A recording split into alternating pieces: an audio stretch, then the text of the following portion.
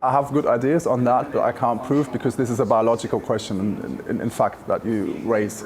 I think that if you pause with the Panitumumab, with the EGFR, you also have a certain level of reconstitution of resistant clones that you may have induced in the induction therapy.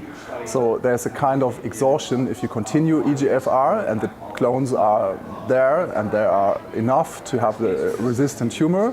While if you don't do that, you keep this tumor sensitive versus the treatment.